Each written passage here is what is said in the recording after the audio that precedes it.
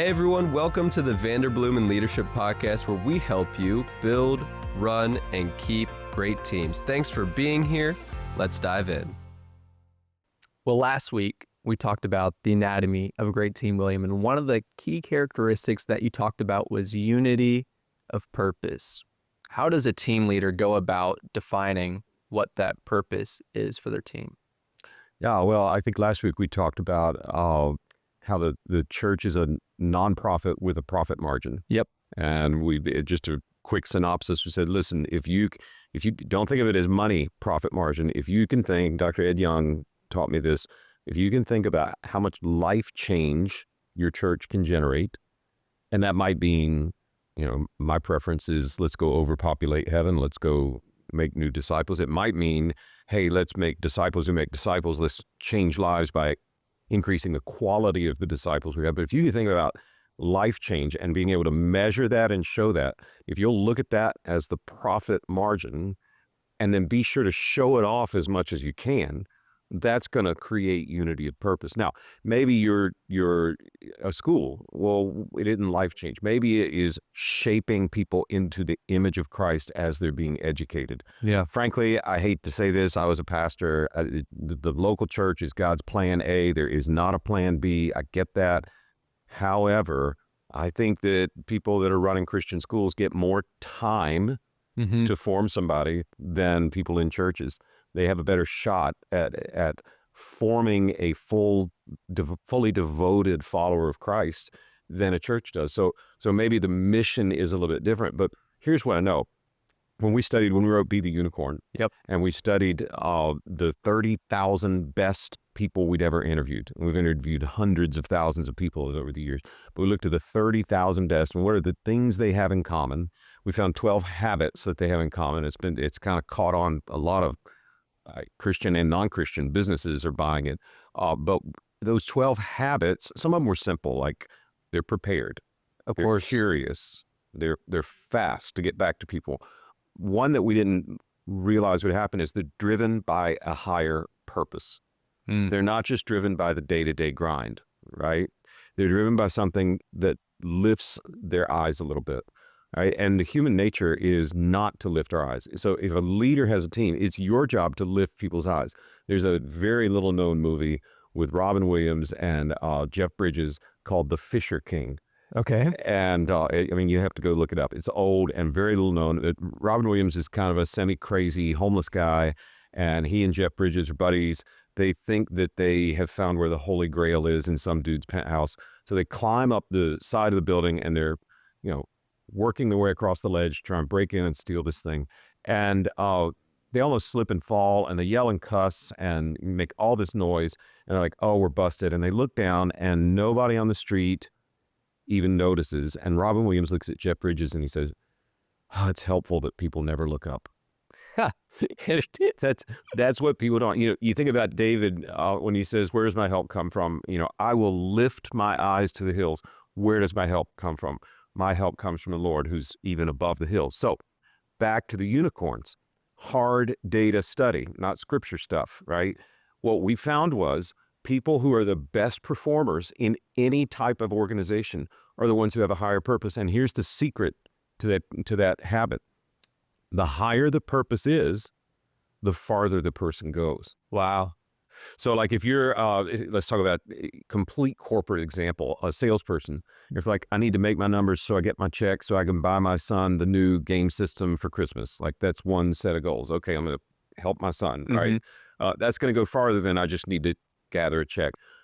What if it's, I'm going to beat last month's goal, a little higher, last year's goal? What if I'm going to break all the records for sales? Yeah. Okay, that goes farther. But what we found is the salesperson who says, I think my product's going to make people's lives better, and I'm going to change as many lives as I can by selling as many of this product as I can. The higher the focus, the farther they go. It's almost like a pendulum. You look up high, you can swing farther out. So for me, I would just say a mistake I've made in leadership is always aiming too low. And I need to think higher. I need to think bigger. Back when I thought about starting this company, I talked to Dr. Young, and I think I mentioned this in a previous podcast. Talked to several people, John Maxwell, I talked to Joel Osteen. I talked to Dr. Young. I have a kind of a diverse friend network. And Dr. Young told me it was a great job it was going to be. He said, now, when you're done with North America, and I didn't even know if it was going to be a full-time job, right? And he's thinking, so he just expand your vision. Here's a hack. If you're looking for a mentor in your life, don't look for someone who knows more than you know. That's helpful, right? But if I just look for people who know more than I know, that'd be about 7 billion people, right? So here's the best mentors I've found are the ones who expand my thinking. Wow. They raise my perspective. They make me think bigger, farther, right? So if you're a leader, I think the trick is to always be thinking, how do I expand bigger? How do I go bigger? How do I go bigger? Think about when Elijah ran into the widow, right? And she needed oil. And she said, all we got's a little bit of oil. And Elijah said, go out and get some more vessels, more jars, and just keep filling up the oil. And she did. And she kept doing it. And she kept doing it. And there was oil all the way until they ran out of vessels. And she came back and she said, okay, I don't have any more vessels. And then you know what happened? The oil stopped. Yeah. See, the issue for the widow, and it was a great story, but think about this. What if she could have found more vessels? The problem wasn't God's supply. The problem was her ability to find more containers. Yeah. So I think as a leader, the job is to go as high as you can, to spread it to as many people as you can. And it needs to be so compelling that everyone around's like, why would I not want to be a part of this? Randy Pope, many people said this, but Randy's the first one that I ever heard say it. He's a fabulous pastor emeritus at Perimeter Presbyterian Church in Atlanta. We got to do his succession, which is an amazing story. But Randy said, God, give me a vision. Give me a vision that's so big that it's doomed to failure unless you're involved. I love that. That's the kind of vision, that will unite a team in a way that is pretty special. Yeah, that's a God-sized vision. That's right. What would you say for, some teams that maybe, what would be some of the side effects of not having a unity of purpose, of having disunity, and maybe even speak to if you have any personal experiences in organizations that don't have a unity of purpose? Yeah. Well, there's Chris Hodges, Pastor Chris, has been a friend for a long, long time, even back before he planted the church in Birmingham. And he used to say to me, William, the power in the Bible of firsts is amazing. Go look at the first time something happens. Go look at the origin of a principle, right? So if you go back to the earliest part of the New Testament church, you see they were all together. In fact, did you know the disciples actually carpooled? No, wow. Yeah, they were that tight a team. They carpooled together. I know it's in the Bible. It says, and they were there all in one accord. Dad joke. Sorry. Not Corolla? Not Corolla? Not the Corolla. It was in the Accord. Yeah. No, but if you go to that famous set of verses in Acts chapter 2, where they were all gathered together, they were all of one purpose. They devoted themselves to the word, to prayer, to breaking of bread, shared everything in common. And then the Lord added to their number daily those who were being saved. That was the founding verse for Willow Creek Church. And it gathered people in a vision. And I mean, they've had, a roller coaster journey, but when they started, that church started with, they couldn't get a loan for the land that was out there.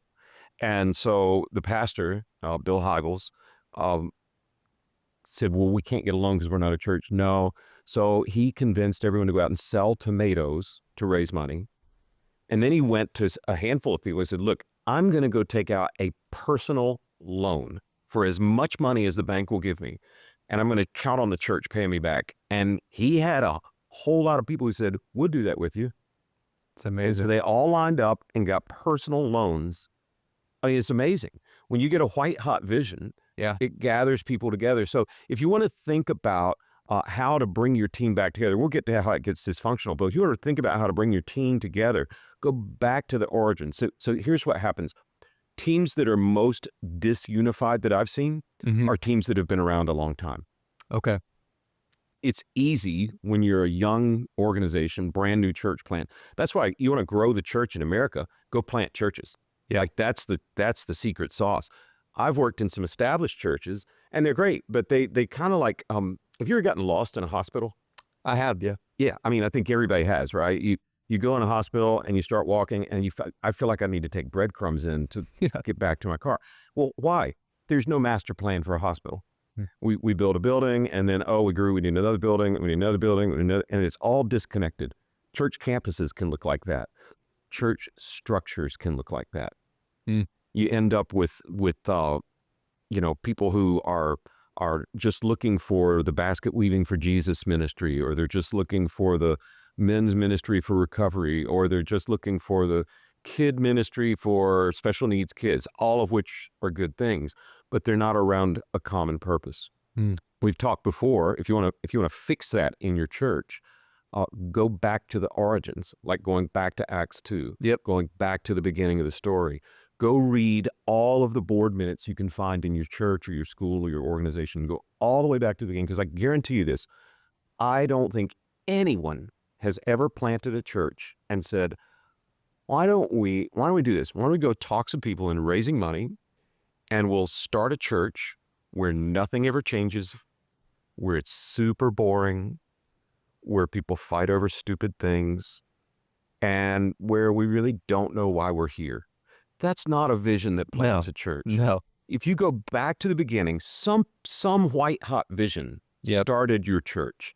And in that is the secret sauce to bringing people back together. So if your church feels disunified, if your team feels disunified, maybe some of it is you've just been around a long time and you've grown in different directions. And I don't know about you, Jared, but I got to clean out my closet every Sunday night, because all week, a little bit more, I have to go Marie Kondo, right? Yeah. That makes sense.